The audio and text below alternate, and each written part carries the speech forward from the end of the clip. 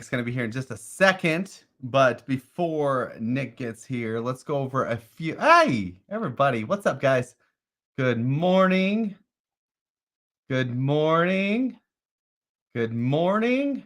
Good morning. Hello, hello. Happy Monday. Oh dear. Wait. Back went out on me. Can't golf today. That happens so often, so randomly. Dude, there was a time when I was sitting down in like our chair in our living room. My back went out. My wife made fun of me just because I was like sitting down. It was out for like 3 days. Hello, good morning, good morning. Good morning, good morning. This is good. This is also good. Good day. Thank you to Nick Black. Your homework, watch The Beekeeper. Saved my wife from getting her ID stolen. This happens a lot. That in the start of the movie The Beekeeper, if you haven't seen it yet, or the whole premise of the movie The Beekeeper, this happens a lot. Thanks, Capital One. Hey, there you go. Call from the fraud department was an inside job. So they must have like just called randomly and said, hey, you gotta were they right on the charge? But did they know what charge was incorrect or whatever? I'm curious to see if they were right on the charge there, because sometimes they just randomly call them like, hey, you have a fraud thing, and then you tell them too much information. But sometimes they know too. They know like, hey, you made a charge at this gas station in Kentucky. Was this you? And you're like, no. And then you give them all the information. And you're like, oh, crap. So, Pam, hello. Craig, Joseph, what up? Bill, Joseph, Hunder, Hunderwo. That's got to be German at some point. Donna, Paula, we got Tom, John, Joseph, again, Stephanie. Oh, so yeah, they just passed the it looks like the LA 2028 Olympics starting sometime this next little bit. Hold on a second. Okay, and then we got Kathy, Jeff, Lisa, Tom. Good. Dale. All right, here we go. Let's go back down here. Hey guys, your video stream is not working on the DI. I bet it is. Let's go see. I'm gonna go see. Let's go see live. Hold on. Let's go see. Actually, hold on. Let me go add myself to the. Let me remove that. Let's go to the Power Trade dashboard. Seems to be working just fine for me. Whoa, it works just fine. What do you know? So if yours isn't working, just give it an old refresh or whatever you need to do, and you should be able to see the stream. Maybe clear your cookies, refresh, log out, log in type of thing. Who knows? Anyway, but it seems to be working just fine for me. So Castle Pines Construction trying to mess with me. All right. So the other thing that I wanted to note out is the Libera project is Libera. This is the little overview of the oh yeah, it happens when we schedule 2 videos sometimes. Website does not work. I just showed you it does, Bill. But Bill, I just showed you it does. It's where anyway, so refresh. Do you guys know how to clear cookies and stuff? If you guys go up here to your let's see, your settings here. Oh dear. Let's see. Go to settings, and then go to your privacy, security, delete browsing, and then go. I usually clear the cached images files. You can clear the cookies and delete the data and reset if your internet's screwing up or anything. So you can do all that. Working now, log out. Hi, there you go. No, not Bill. Bill Strong. Poor Bill. Dang it. Okay, so I also added the Libera deck here. This is the Libera deck. And so if you guys go to the member dashboard and go to the tools here, you can go through all these tools and you can see the Libera deck. You just click on that and it'll pull it up. And then you can kind of scroll through that deck if you want to. The Libera, I know we talked a little bit about these. This is stuff that we talked about, their partnerships and stuff behind the wall, but they have a lot of stuff cooking. Really cool team. They're very open to suggestion, and they have a lot of potential lockups and other things coming for token holders that could really benefit those that are getting in on the project. So the fact that we're getting in at 2.5 cents is dope. And then I did want to do like a brief little overview of that because I had a couple of questions about that. So we go over to the exchange, and right now, obviously, you can go to the NLeab page. You can fill any of these orders here. You can also put orders in. This one, this person told me not to fill it because it's a duplicate. They already filled an order up here. Anyway, so you can go in there as long as you have an NFT. You're able to purchase any of the Libera. We have 37 million left of the 50 million, so it's over a quarter of the way done, which is kind of cool. And then, so I had a question that I was going to answer. Somebody asked me, what did they ask me here? Let's go to my email. Okay, it says, hi, Brandon. I might have I'm going to answer this just because I feel like a lot of people might have this question.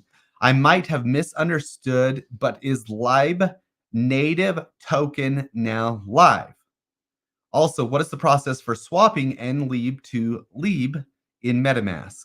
Okay, so the native Lib token, and I know we've went over this before, but I just like to reiterate this stuff because I think it's important for everybody to remember. But the Lib, the actual Lib token is not live. Lib is not live.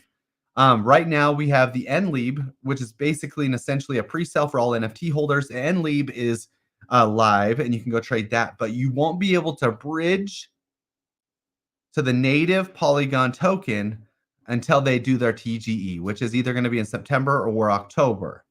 And when that time comes, we're going to build a bridge on Node Market. You'll go, it'll just be like any of the bridges you've used. You'll put in how much you want to bridge over, which is probably all of it. You'll max bridge your NLeab over to your Polygon Leab. It'll bridge it over, and then it'll show up in your Polygon section of your Polygon network of your MetaMask. It's going to be super simple. We'll be doing a walkthrough of that. So don't stress out about that because we'll be doing that and you'll be able to get in there and get that thing knocked out.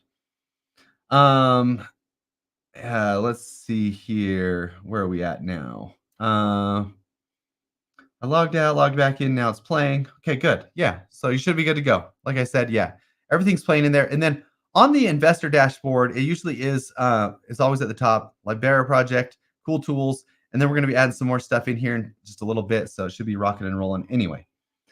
Let's see if there's any other questions really quickly. No, I think we're good to go.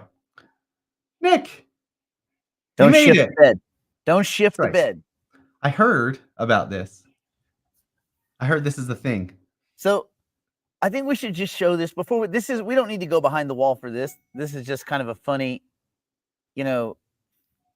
funny kind of typical thing.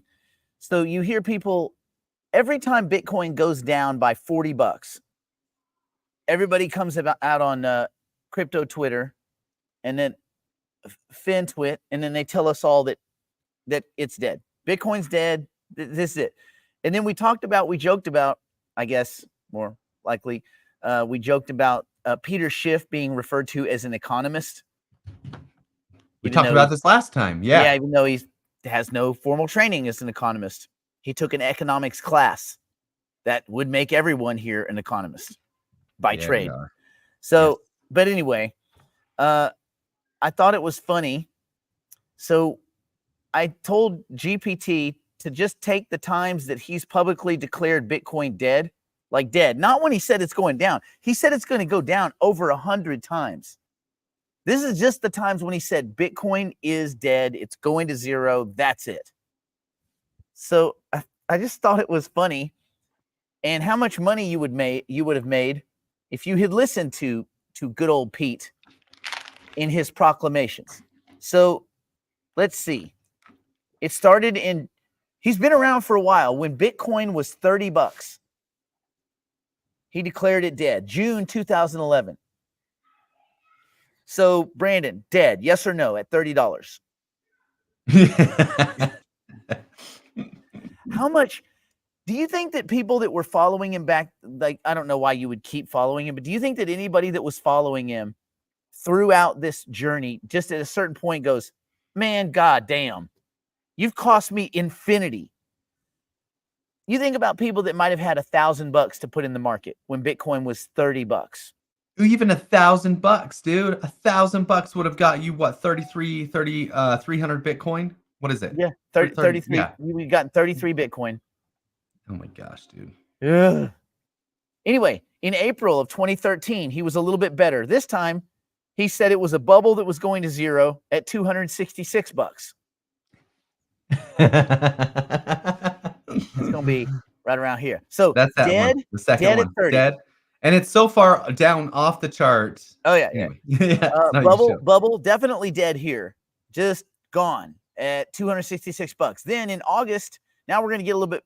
He went out on a limb in 2017. He shot himself in the foot twice. August of 2017. Never mind all this. Never mind from $260 up to, the many of thousands. And see, this is 10 to the 2, 10 to the 3, 10 to the 4. Those are exponents.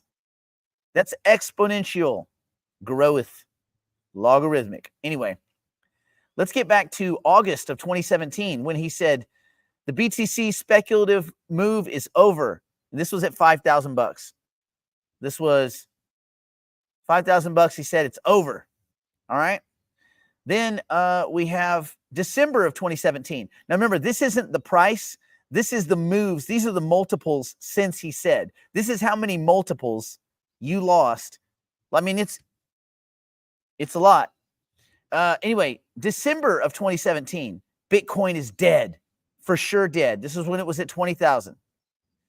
Then when it collapsed in 2019, he said, this is it. This is the collapse to zero. This was at 10,000. He said, stay away from it. It's going to zero. 10,000. Obviously, it's recovered to, 60,000. January of 2021, go over here. Bitcoin, this is the end. This is the end game for Bitcoin. It's at 30,000. It can't go above it because I'm Peter Schiff and I know more things than you do because I'm an economist whose business got attacked by regulators for being a scam. And then, and I sell gold. And then finally, January of this year, Bitcoin is dead, 60K. That's it. It is for sure dead. It's never coming back. These ETFs are the end. So, yeah, man. Peter Schiff, right? That guy. Peter Schiff, am I right? He doubles. He'll never relent either. He keeps doubling down. He's like the Fed. They missed their opportunity. They missed their window to cut. And now they look stupid. And now they can't cut because of pride. They can't have an emergency meeting because then that would be an emergency admission of stupidity.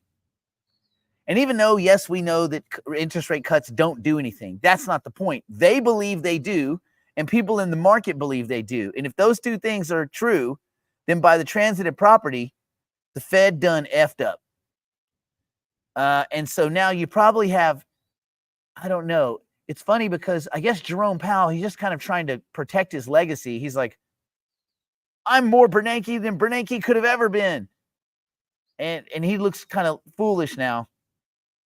So I just thought that was kind of, anyway. Oh, the other news. Did you hear about the meeting, the White House meeting where some crypto people talked to the Biden administration and the Harris camp about the one where Kamala didn't even show up? Yeah, I heard about that. And basically it was all just people from Coinbase and everybody else just yelling the whole time. Some insiders said, I want to stay anonymous, but like there was no discussion. It was just the people from the crypto community telling them that they're fucking idiots.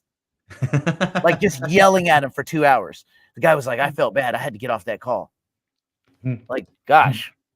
So anyway, it was a Zoom call. Not a very productive call. Yeah, it was a Zoom call. They're probably all in their underwear with like a sweater. Yeah. So how does Kamala not even show up to the meeting she was supposed to be at on a Zoom call? She doesn't give a shit. They do not care that this Biden administration. Well, it's not them. It's politicians in general.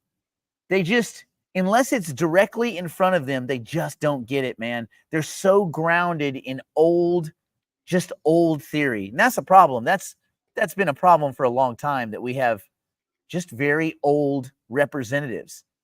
And I just don't know if 80-year-old and 75-year-old Not that there's anything wrong with that. I just don't know if they are if they have the pulse of America.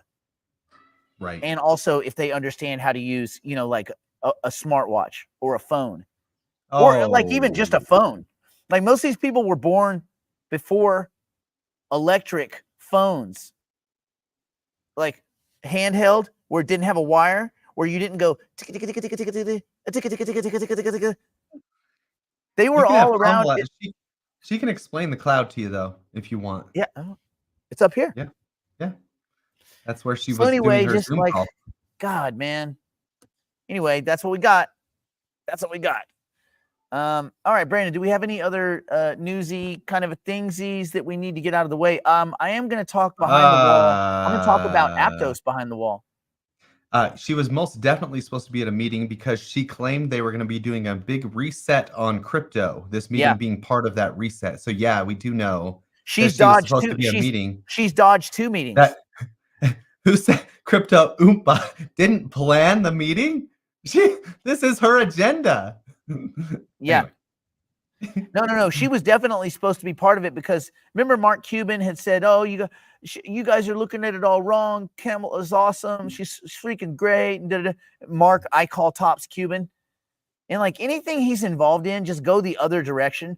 The only time I would be kind of vexed is if Mark Cuban said the same thing as is if Mark Cuban and Kramer said something different on the same object. Like, so you'd be like, "Oh crap, what do I do?" Yeah, I don't know which way to go.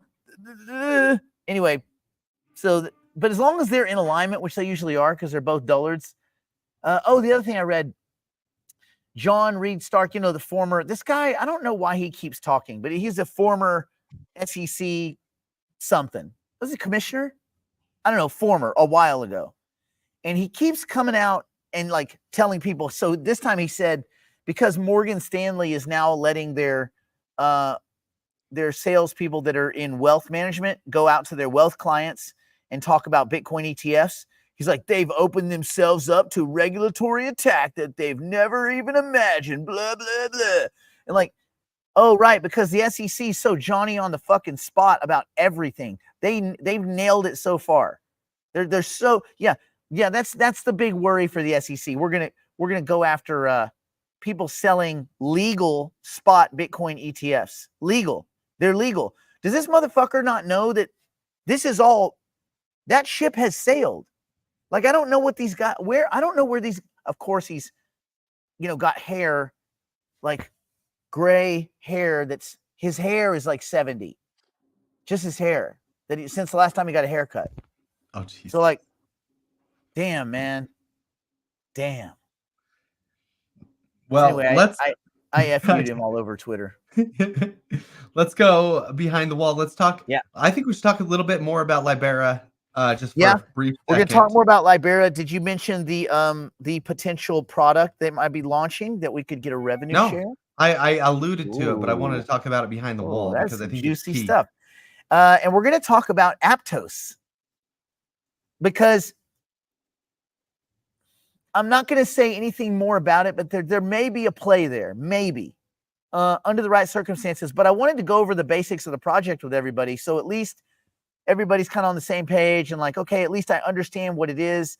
There were some things that were puzzling, but we'll work through those. Anyway, so we're going to have a more profound understanding for Aptos and see whether it's a trade, an investment, or just off it goes. Does anybody here, real quick, does anybody watch CarWow, the car videos that they do? So it's a really cool, it's a British guy. It's really neat. And he's kind of funny. And they do reviews of like really cool cars and stuff. And then he's like, at the end of the video, he says, you should either, or he'll say, here, I'll recommend either buy it, like rent it, push pause on it, or skip it, or so, you know what I mean? Like that's kind of like an investment thing too. Like invest in it, buy it for a trade, keep an eye on it, or just skip it altogether. So maybe we should come up with a clever little thing like that. Like a little thing like that. Yeah. I mean, I guess we have a less clever one, which is the 5 T's, but like a quick one. A quick one. Like we could rate things. 1 to skip. Wait, 10 to skip. Buy it Yeah. to skip. Like, buy it, trade it, watch it, skip it. That's all with one hand, buddy. I just did that. I just did that on the spot. That's live Four TV. Methodologies. That's live of mother trading. trucking TV. Thanks, Well, Shiza, for that. Let's go behind the wall. Let's. Yeah, I'm curious to see what you. Yeah, Aptos. Okay. All right. Well, yeah. Let me get my banners. Let me get my cool banners. Hold on. I got some cool banners. Right there. Yep. That. And let's see what else we got. Oh yeah. Oh, we got them all. Yes. Good. I'm on my little computer because I'm outside enjoying this amazing weather. You're enjoying it. Oh, so windy here. Yeah. We lost another tree today. We lost another tree. Damn trees dying. We're going behind the proverbial wall now to continue the broadcast privately for the digital investors and digital private clients. If you'd like to join us, simply go to nickblacknext.com and subscribe to one of our plans and immediately take advantage of our library of tools, tactics, and information. It's all designed to help you learn, grow, and manage your portfolio like a pro. Join us now. We're going.